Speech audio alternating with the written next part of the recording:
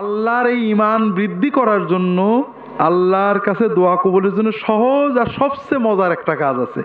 সেটা হলো অজু থাক না থাক, গোসল থাক না থাক, মাথায় কাপড় থাক না থাক, রান্নাঘরে থাকেন, মাছ করতে থাকেন, রিক্সা চালাতে থাকেন, দুটো কাজ করবেন।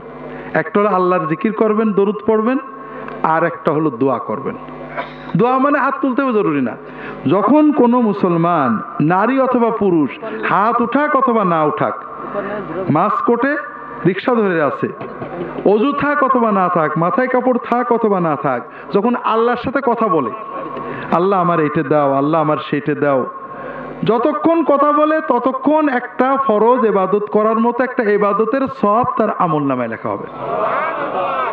2 নম্বর লাভ হলো, এই যে দোয়া করছেন, আল্লাহ কোনো দোয়া ব্যর্থ করেন না। আপনি যা চাবেন, আল্লাহ এবারে ভর্তি পরীক্ষা দিছি, আল্লাহ এবার পরীক্ষা দেবো, আল্লাহ একটা চাকরি করছে, আল্লাহ আমার ছেলেটার এই অবস্থা এটা করে দেওয়া, এটা আপনি আল্লাহর সাথে বিড়বিড় করে কথা বলছেন, মনে মনে কথা বলছেন। আল্লাহর কাছে যাই চাবেন, আল্লাহ সঙ্গে সঙ্গে দোয়াটা কবুল করে নেবে। তবে আল্লাহ দেবেন 3 ভাবে, 1 ভাবে। হয় যেটা চেয়েছেন ওইটা দেবে, নইলে আপনার একটা বিপদ কাটিয়ে দেবেন, নইলে আল্লাহ আখেরাতে জান্নাতে আপনার জন্য সওয়াব জমা করে রাখবেন, লস নেই। 3 নম্বর, যতক্ষণ আল্লাহর সাথে কথা বলবেন মনটা ভালো লাগবে। কথা কি বুঝতে পেরেছেন?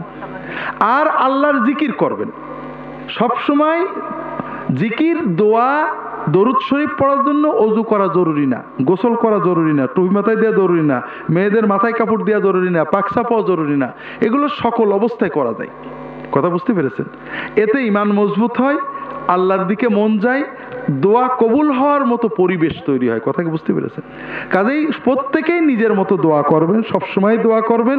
আল্লাহর কাছে চাইতে কৃপণতা করবেন না, আল্লাহ চাইলে দেন।